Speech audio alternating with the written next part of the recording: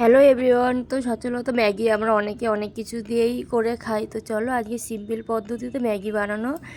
এখানে হচ্ছে আজকে 4 প্যাকেট ম্যাগি নিয়েছি। আজকে খুব ইচ্ছে করছিলো যে ম্যাগি করে খাই। তো এখন হচ্ছে কড়াইতে গরম জল বসিয়ে দিয়েছি, একটু তেল দিয়ে দিয়েছি যাতে ম্যাগিটা গায়ে গায়ে না লাগে।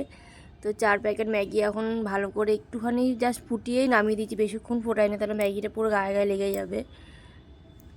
তো ম্যাগিতে তোমরা চাইলে ডিম অনেক কিছুই দিয়ে খাওয়া যায়, কিন্তু বাট আমি একটা সিম্পল পদ্ধতিতে রান্না করব।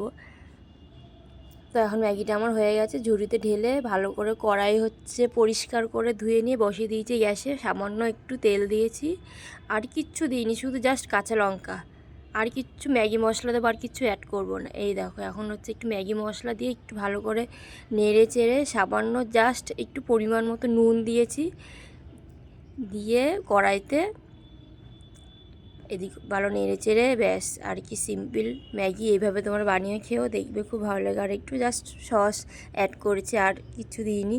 সো কেমন হয়েছে ম্যাগিটা তোমরাও কমেন্টে জানিও, আর তোমরাও চাইলে এইভাবে খেয়েও দেখো, খুব ভালো লাগে।